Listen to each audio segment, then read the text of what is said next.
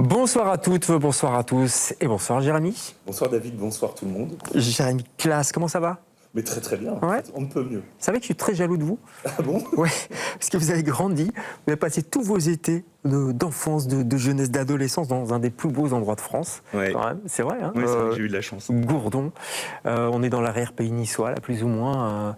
Ouais, je suis jaloux, quoi. C'est pas mal quand même comme endroit. Bah, c'est un des endroits les plus merveilleux où poser ses jambes et parcourir les chemins en tout cas. Ouais, et aussi avoir des idées de romans noirs. Tiens, puisque vous avez écrit un roman autour de tout ça qui s'appelle Cavior, on va en parler, c'est le nom de la montagne hein, qui est juste au-dessus de Gourdon. Avant ça, 3 petites questions. Jérémy, si vous voulez bien, c'est une tradition dans cette émission, vous répondez un peu du tac au tac. Hein. D'accord. Vous êtes prêts? Oui. Allez, si vous étiez un sentiment, vous sauriez quoi? L'enthousiasme.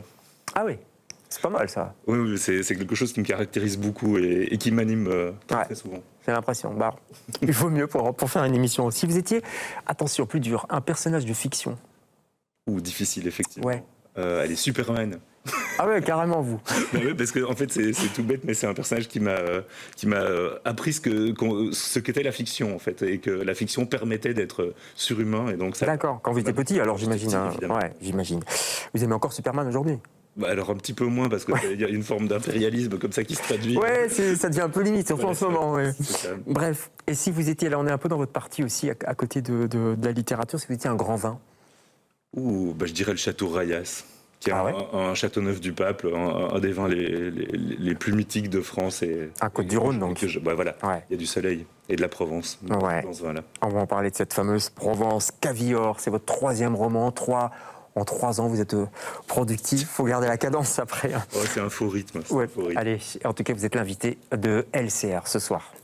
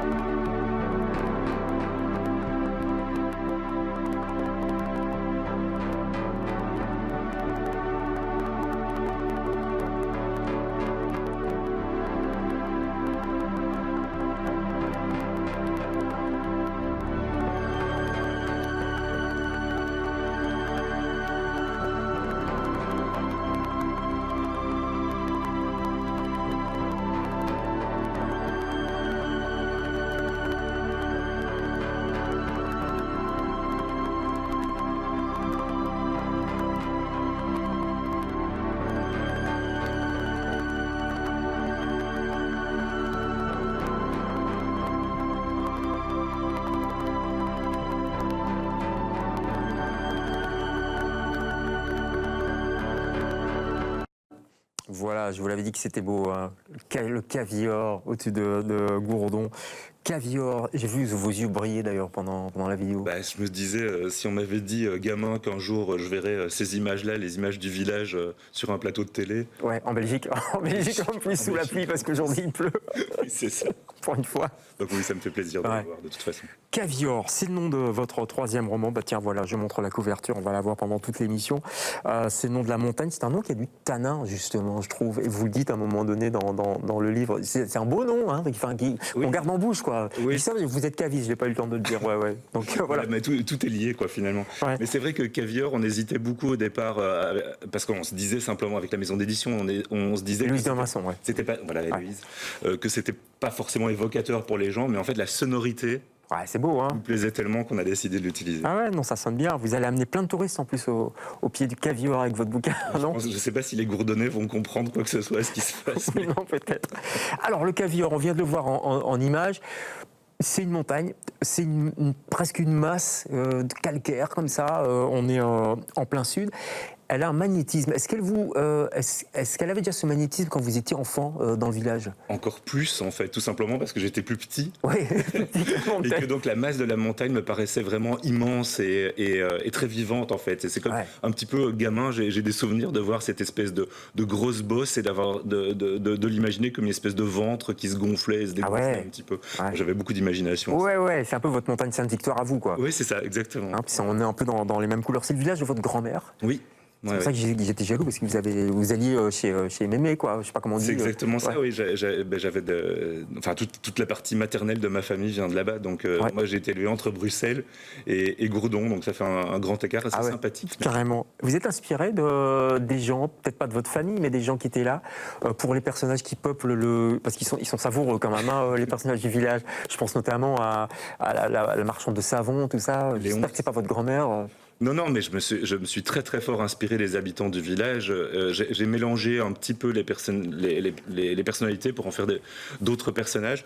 Je voulais pas aussi que les gens du village se sentent trop visés, donc j'ai un petit peu maquillé les choses, mais il y a beaucoup de moi là-dedans. Ouais. Surtout que faut pas qu'ils se reconnaissent trop, parce que c'est un peu malaisant parfois quand même. Parfois, oui. Parce qu'il faut le dire, c'est un roman noir, s'il vous plaît. Un roman noir dans la lumière, on peut dire ça. Il n'y en a pas beaucoup d'ailleurs qui se font en Provence. On pense un peu à Pierre Magnan, La Maison assassinée, peut-être que vous avez lu. René Frény aussi, mais il n'y a pas beaucoup d'auteurs. Souvent c'est Pagnol, tout ça, quoi. Ouais, et puis il y a le pendant Giono aussi, qui est quand même parfois noir. Voilà, c'est ça. Quand on pense à Colline, qui est beaucoup plus âpre, difficile. Et qui me plaît beaucoup, quoi. Parce que souvent les romans noirs, ils se passent soit dans les villes, il fait pluvieux, ou alors à la campagne, mais c'est la campagne un peu glauque. C'est ça, mais bon, voilà, on habite en Belgique, on subit la pluie 365 jours par an, donc moi j'avais envie, au moins dans mon écriture, d'être au soleil, quoi. Ouais. C'est le soleil, c'est la Provence, mais c'est pas les marchés, c'est pas la lavande, c'est pas l'odeur des herbes, quoique.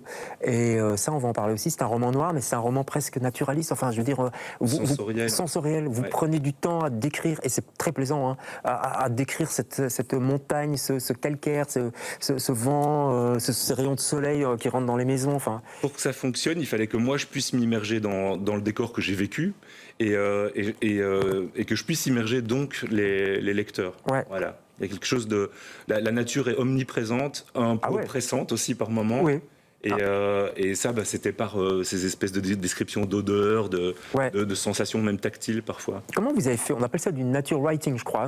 Alors le mot est moche, mais parce qu'il faudrait qu'on en trouve un. Mais oui, c'est ça. Et en fait, j'adore ce genre de littérature. Ouais. Et donc j'avais envie à un moment donné, probablement, mais c'était pas très conscient. J'ai pas décidé de faire ça, mais ça m'a beaucoup plu de le faire. Mais vous l'avez écrit ici en Belgique, dans votre petite chambrette, si je puis me permettre, ou alors là-bas sur un banc Non, malheureusement, j'ai peu le temps d'écrire là-bas, donc j'y vais chaque année maintenant quand je suis en promo pour mes bouquins, parce que le fil rouge en fait entre les trois, c'est qu'il y a toujours une partie qui se passe à Gourdon. Et donc là, je revois les villageois à ce moment-là, mais malheureusement, je peux pas écrire là-bas toute l'année. J'aimerais bien. Non, on aimerait tous évidemment. Alors, on est en 1993. On suit Nico, c'est un jeune homme, quel âge il a? 18 ans, 18-20 ans. Un petit peu votre âge à ce moment-là, j'ai l'impression, non? Moi j'ai voulu placer le roman en 93 pour plusieurs raisons. D'abord parce qu'il n'y avait pas encore de smartphone. C'est vrai, on est juste avant en fait. Voilà, on est juste avant. Et Internet n'était pas très très répandu, en tout cas il fallait 10 minutes pour charger la moindre image. Donc... on était heureux, non? Et moi j'avais 18 ans, voilà, c'est un petit peu ça. Et pour moi c'est un petit peu la dernière bulle d'insouciance avant que ce qui se passe actuellement sur la planète ne surgisse. Ouais. Et pour moi particulièrement, puisque j'avais 18 ans, donc j'étais encore un gamin. Complètement. En fait. C'est marrant que vous disiez ça, parce que dans vos deux autres romans, on est très collé à l'actualité. Hein. Ouais. Ici, on vous détache un petit peu, quoi. Complètement, parce que ce qui m'a... j'ai passé 3 ans immergé dans l'actualité. Dieu sait qu'elle est sombre et angoissante. Et pour Cavior, j'avais envie d'une bulle d'air, d'oxygène. Donc même si c'est un roman noir, la lumière est pour moi aussi très très importante. Ouais. Mais enfin, c'est quand même noir. Parce que Nico, il arrive dans ce village, le pauvre gars, il essaie d'ouvrir la porte de la maison de ses grands-parents, je crois, si je me souviens bien. Il était vendu, donc il a été vendu. Voilà, c'est ça, il a pas... Et alors, on vient déposer devant l'auberge, je crois, le corps d'une randonneuse, un corps mort d'une randonneuse, déposé par un animal, on ne sait pas trop ce que c'est, on ne va pas trop en dire, hein, c'est un peu mystérieux. Accident, pas accident, et de là, les langues vont se délier, on va se regarder dans le village, et on va essayer de comprendre comprendre ce qui s'est passé des années auparavant, parce qu'il y a des crimes qui n'ont pas été élucidés, c'est ça? C'est ça qui est intéressant en fait, c'est-à-dire qu'on prend un microcosme parfaitement normal, assez tranquille, un petit village au milieu de nulle part, il n'y a jamais eu le moindre crime. Une carte postale presque. Voilà, c'est ça. Et puis là, je place un corps à l'entrée du village et c'est toujours un ressort dramatique hyper intéressant de voir ce que l'extraordinaire peut provoquer dans un cadre de vie finalement ordinaire. Ouais, c'est chouette pour un romancier parce qu'il y a de la matière, quoi. Il y a de la matière. En plus, à l'échelle d'un village, c'est vrai que c'est intéressant. Ouais. On se demande voilà, si ces meurtres non élucidés vont remonter à la surface, si la vérité va éclater, en fait. Ouais, et quelle vérité, ça, il faut lire, c'est toute la mécanique des romans noirs. Il y a quand même un truc, c'est qu'il y a une famille dans ce village, c'est un peu la famille bohème, il y a ça souvent dans beaucoup de villages d'ailleurs, la famille qui est arrivée plus tard, ils sont un peu sur les hauteurs, ils sont paysans. Ouais, c'est ça, c'est des babacools, quoi, en gros. Oui, c'est ça, un peu d'ex-babacools, quoi, qui sont installés là-bas, pris comme des marginaux par les villageois, finalement. Les estrangers. Voilà, les estrangers dont je parle dans le bouquin. Parce qu'ils ont un mode de vie simplement légèrement différent. Et pourtant, c'est eux qui sont les personnalités solaires. Ouais, c'est eux les plus solaires du village, et pourtant c'est eux aussi les souffres-douleurs. Enfin, c'est eux, on va les pointer du doigt. On va se dire, c'est peut-être eux, c'est bizarre, c'est pas normal qu'ils soient là. Qu'est-ce qu'ils foutent toute la journée? C'est la nature humaine, malheureusement. C'est toujours pareil, quoi. Voilà, ceux qui sont différents sont pointés du doigt, et eux sont différents, mais dans le bon sens finalement, et sont pointés du doigt aussi, mais ils vont réagir. C'est ça que vous vouliez montrer aussi? Oui, moi je pense que autant je fais du roman noir, autant j'ai envie d'amener aussi de l'espoir et de la lumière, quoi. Ouais. Et j'aime bien prendre finalement un petit peu à contre-pied les codes du roman noir, c'est-à-dire souvent dans les thrillers ou quoi, c'est le méchant qui est spectaculaire. Et moi j'avais envie que ce soit les gentils qui soient spectaculaires. Donc c'est un peu engagé, mais moins peut-être directement que les deux autres. Ça le reste, parce que mais là c'est de manière peut-être un petit peu plus en filigrane, quoi, on va dire. Il y a quelque chose d'un petit peu plus peut-être subtil. Ouais. Vous êtes un grand lecteur de romans noirs? Je l'ai été énormément quand j'étais ado et jeune adulte, moins maintenant. Enfin, depuis que j'en réécris, je m'y recolle quand même parce que j'ai envie de voir ce qu'écrivent les copains, tout simplement. Et même pas les copains, mais les modèles aussi. Je pense par exemple à Stephen King. Stephen King. Parce que en fait, ce qu'il y a aussi dans le roman noir, c'est souvent des gens ordinaires qui ont des vies extraordinaires, où il se passe des trucs. C'est exactement ça. Et c'est vrai que King, moi j'ai été effaré en entrant dans ce milieu-là des polars 2, comme on dit, de voir à quel point c'est une référence unanime. C'est-à-dire que je crois. Tout le monde le cite tout le temps. Ouais. Vous avez écrit L'Horloger. Oui. Ça parlait des suprémacistes blancs, nazis, américains. Voilà, effectivement, la réalité, l'actualité vous rattrape, j'allais dire, ce qu'il y a 2 ans. Hein, donc c'était déjà bien en vogue. Hein. Donc c'était juste après le premier mandat de Trump. On pensait que Trump allait jamais pouvoir être réélu. Je veux dire, après l'attaque du Capitole, on pensait qu'il était cuit. Et malheureusement, mon bouquin était un petit peu prémonitoire. Ouais. Ça, c'était L'Horloger. Et puis, l'autre, c'était Solane, le commandant Solane. Ouais. Autre thématique aussi. Très engagé aussi, parce que ça parlait du drame des migrants qui meurent en Méditerranée et du succès inaltérable du Rassemblement national dans les Alpes-Maritimes. Même chose. Hein. Il y a des législatives là bientôt, on se demande comment ça va se passer.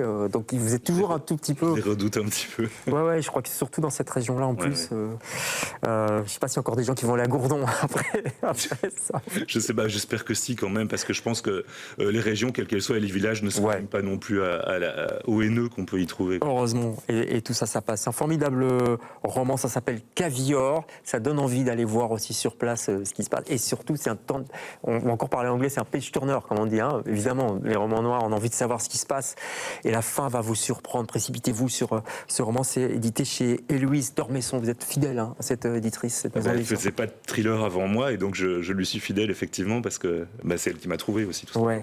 On se trouve, hein, éditeur, auteur. Un coup de cœur, dans ces émissions, c'est une tradition également, un coup de cœur, c'est encore un polar, forcément. Hein, oui, j'aurais pu prendre certains de mes grands classiques, mais il y a un bouquin que j'ai lu assez récemment qui s'appelle « On ne mange pas les cannibales » de Stéphanie Artari. Pourquoi ?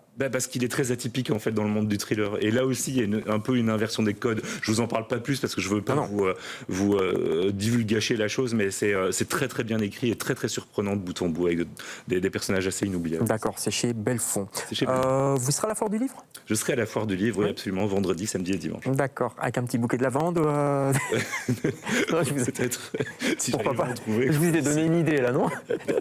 Mais je crois pas que c'est le propos.